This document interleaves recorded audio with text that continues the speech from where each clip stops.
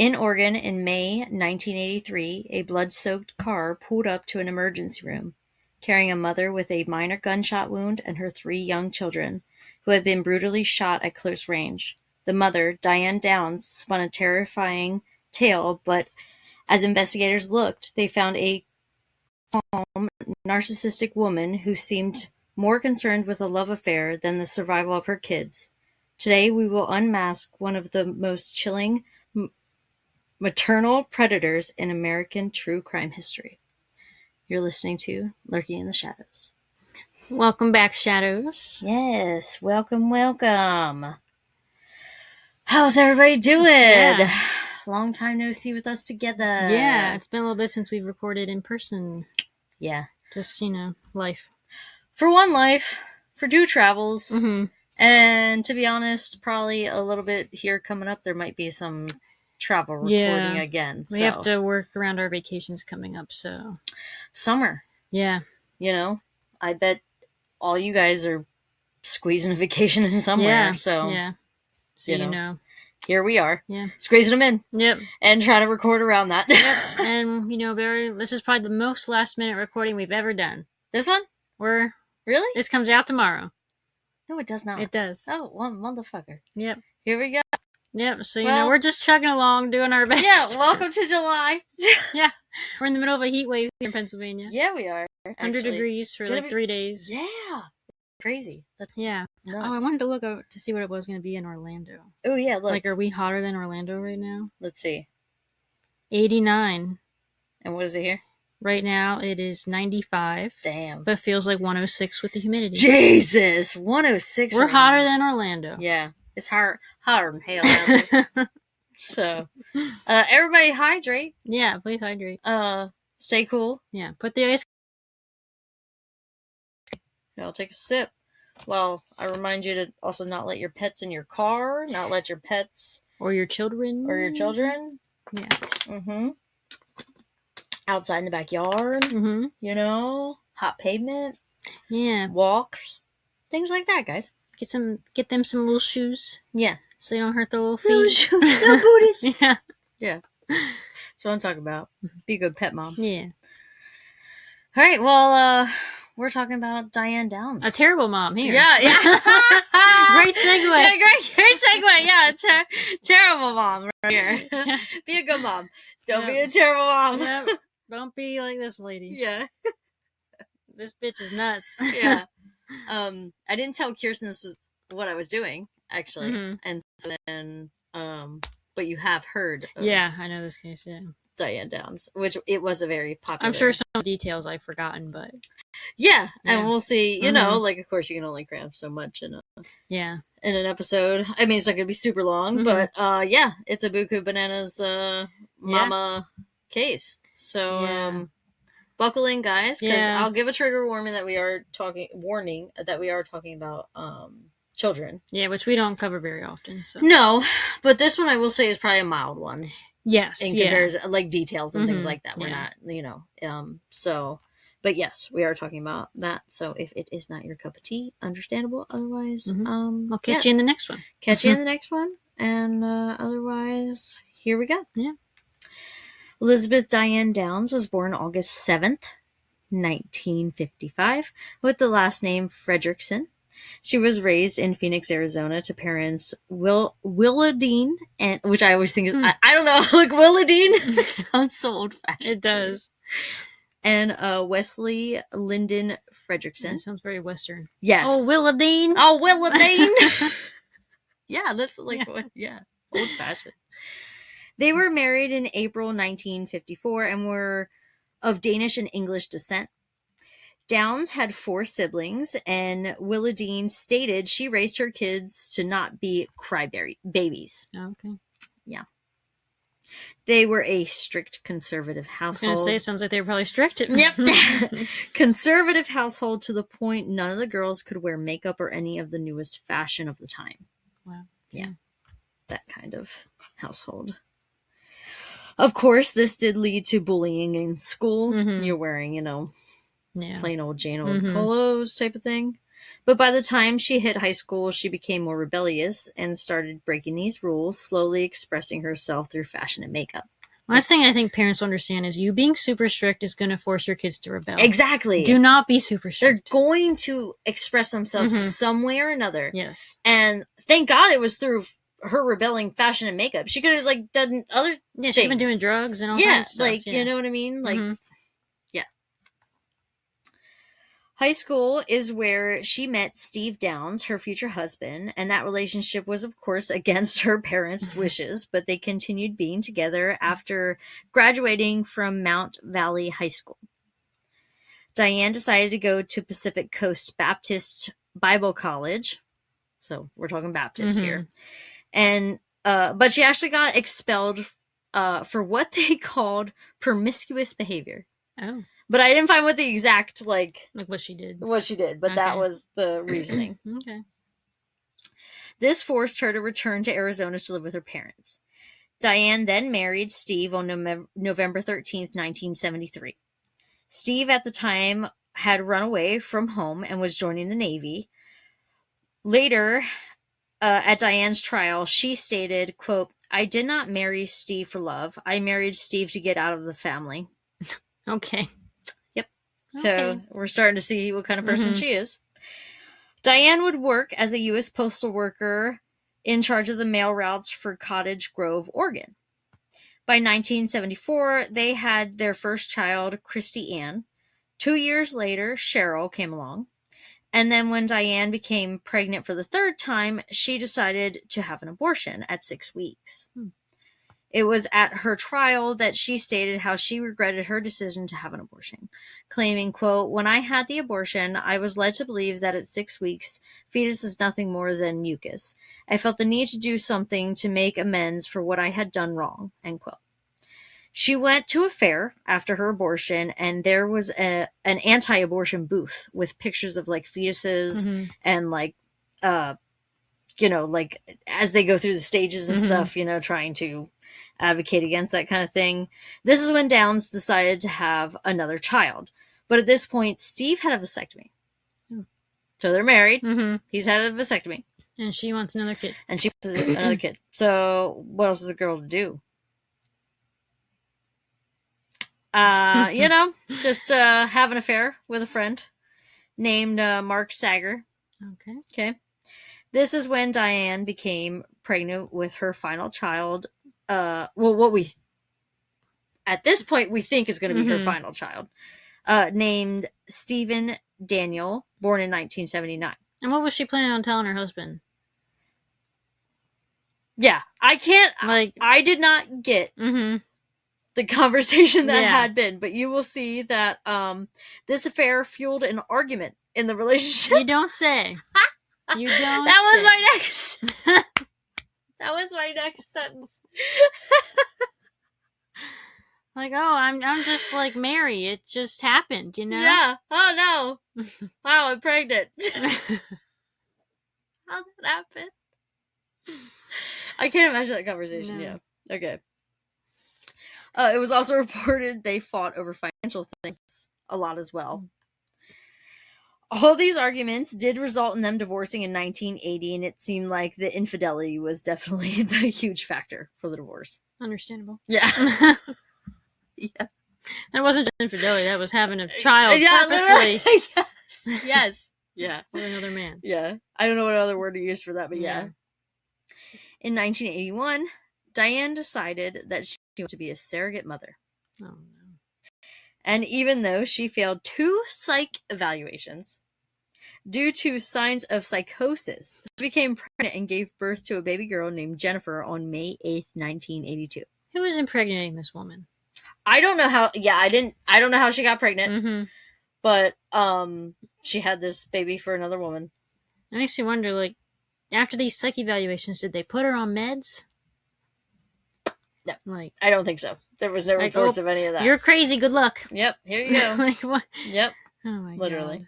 This is why mental health is a problem in this country. It really is. It like I'm telling you. This is what, back in the 70s? We're in the 80s right 80s now. Okay. Yeah. So. Yeah. Hasn't changed much, I guess. It has not, unfortunately. But yeah, we should advocate more for because these poor children. Yeah, you're having an evaluation. You failed it. Do something. Yeah. Help that person. Help that person. Why are we just being like, right. You failed. Yeah. Bye. Better luck next time. Yep. Yeah, that's their attitude, I feel like. Yeah. True that. What's crazy about this entire want to keep like having kids thing for her is Steve reported that Diane was a terrible mom. Treated the kids like crap and had no maternal instincts. And that's why we're here today. Yep, here we are. Hot damn.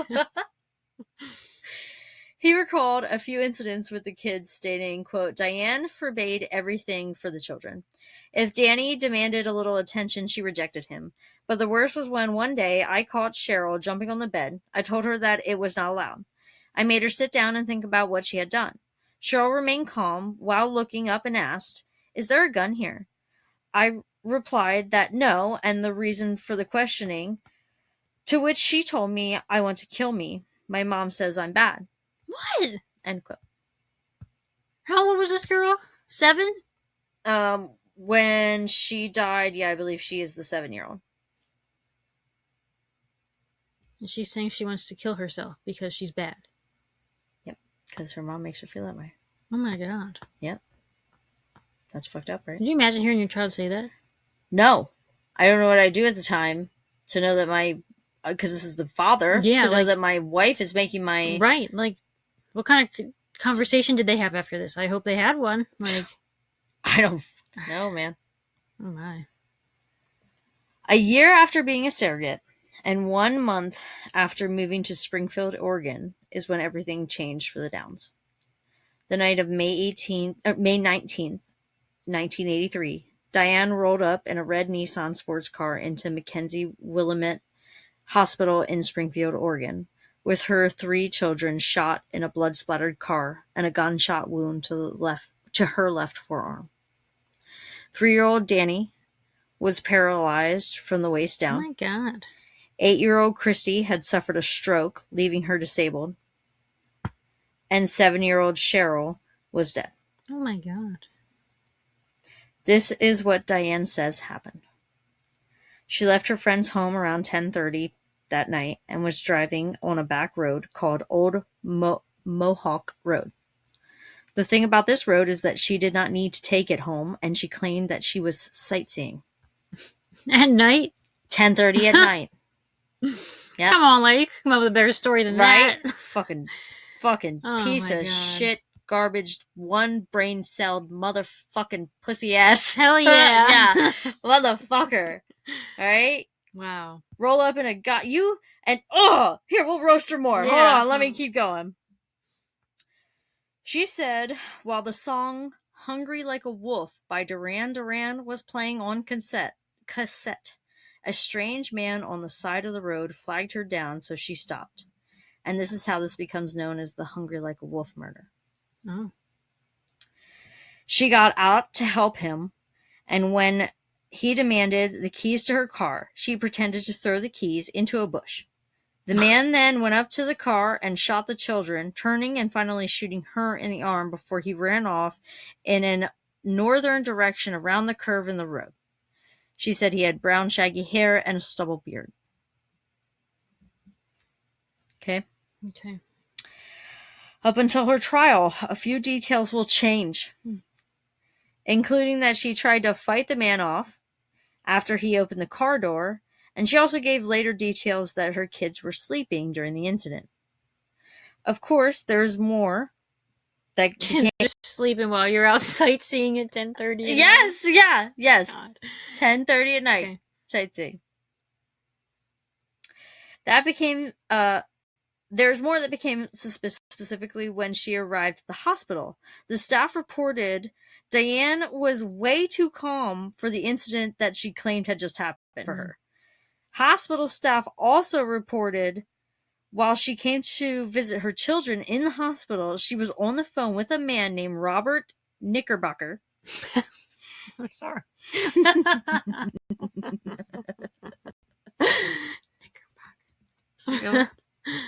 You want I nailed that shit, though. Yeah, you did. Thanks. The only fucking name I could ever fucking nail in this goddamn podcast. He was living in Arizona and was someone she had had an affair with. Robert later reported she stalked him and had talked about killing his wife so that they could be together. Oh my god. I know. Did this man report her? Like, what? Not until all this happened, apparently. So that threat was just, he thought that was just an empty just like, threat. oh, yeah, no big deal. Yeah. You want to kill my wife? Okay, whatever. Yeah, whatever. He was relieved when Downs moved to Oregon because he was able to make amends with his wife and move on. They had reportedly met working together. Now, some of the contradictions in the forensic evidence found included a lack of blood splatter and gunpowder residue on the front driver's side of the door. It was found out that Diane owned a .22 caliber pistol, which Steve and Robert both knew about, and they had told police about, but not until this incident. When Diane's house was searched, the gun was never found, but there was .22 caliber ammunition found. Okay. And police found witnesses that stated, okay, here it is. So, like, roast her some more, okay? Stated they saw Diane in her car driving to the hospital going no faster than 5 to 7 miles per hour. She stated to police she was traveling at a high speed to the hospital. Okay, so not only does she spin this story that, we're going to go sightseeing 10:30 at night on my kids. Now they're sleeping in the back seat, okay?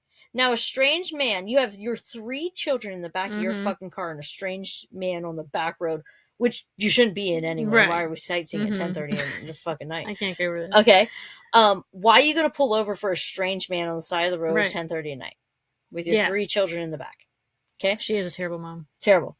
So by her story, she pulls over and she pretends, and there's video of this. If you look up an interview, there's interviews with her where she reenacts this with a cast on her left arm where she was shot.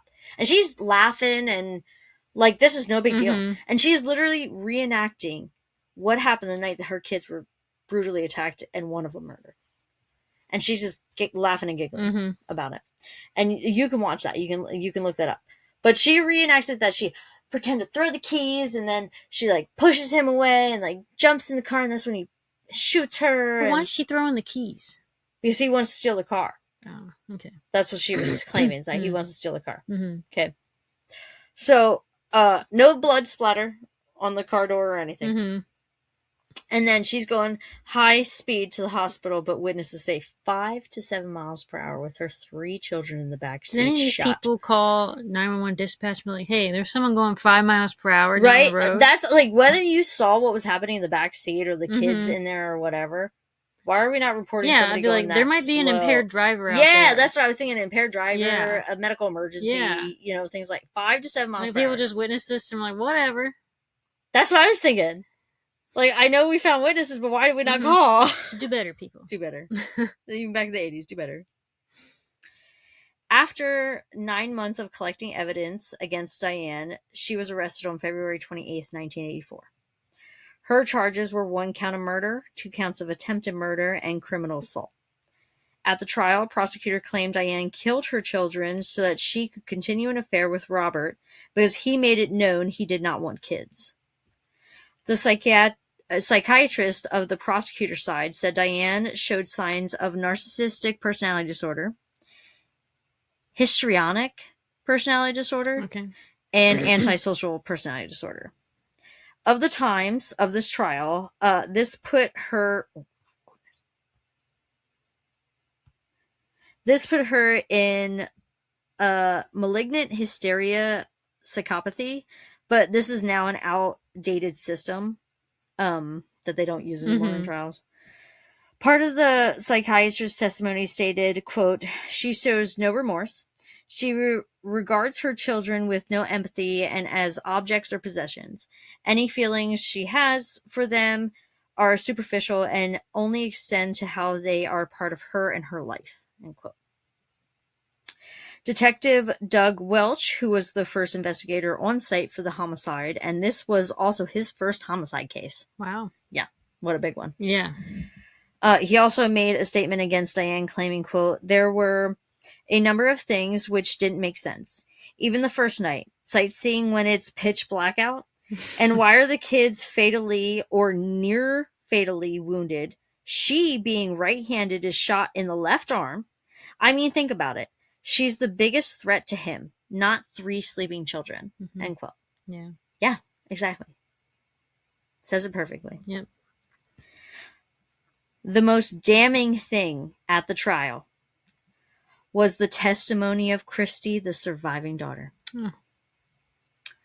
After recovering her ability to speak, she made the statement that her mother shot all 3 of them after pulling over the side of the road and then shot herself. Wow.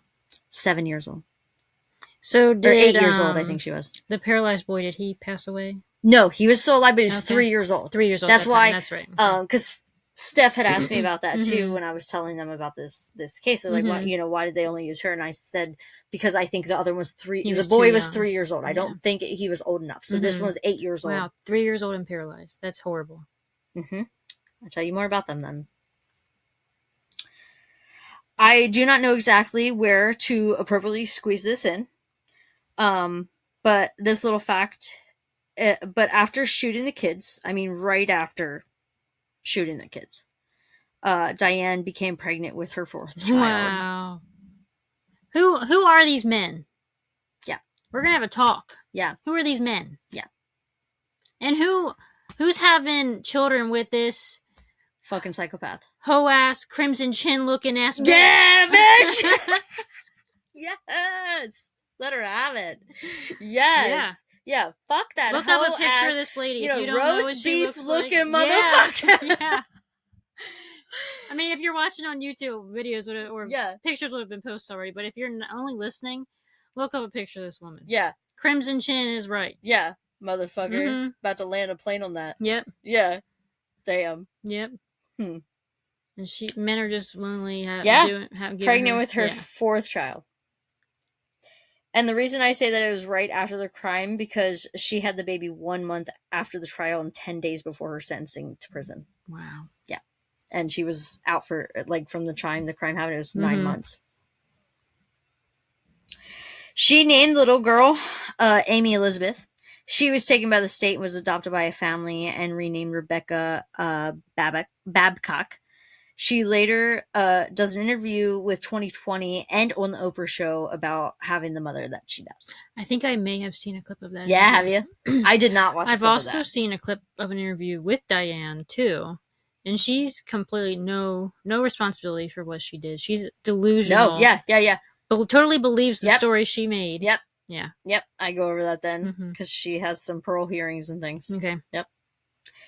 On June 17th, 1984, 27-year-old Elizabeth Diane Downs was found guilty on all charges and sentenced to life in prison, plus 50 years. Wow, 27. 27 years old and did that. She was required to serve 25 years before being considered for parole. Her first consideration would be in 2009. In the state of Oregon at the time, as a dangerous offender, she could have been considered for parole every 2 years. But they did sentence her to 25 years otherwise.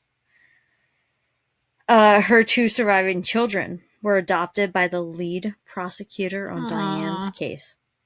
His name was Fred Hugie. Hugie? Yeah. Hugie. I feel like that's how you would say it.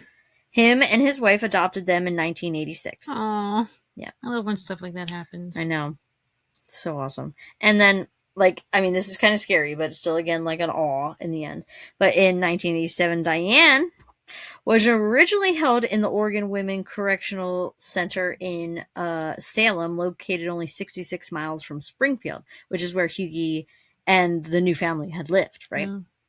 On July 11th, 1987, Diane escaped prison. Oh, gosh. By climbing a 18-foot or 5.5 meter barbed wire fence. How did this happen? Tell me, right? Tell me. 18 feet? Yes, 18 fucking feet. How on earth is she climbing barbed wired? Yep. She was on the run for 10 days and a massive 14 state manhunt occurred. Hugie was scared that Diane would try to come for the children. Yeah. And once she was finally recaptured, he fought hard to have her transferred to a New Jersey Department of Correctional Clinton Correctional Facility for Women. Diane earned then an associate's degree for general studies while in prison there. And, who cares, bitch? Right. Your degree means nothing. You dumb as hell. Yeah. Yeah, you fucking dumb as fuck. Your degree means nothing. What's your general studies? Yeah. 2 + 2 = 4? Yeah. You're fucking dumb. That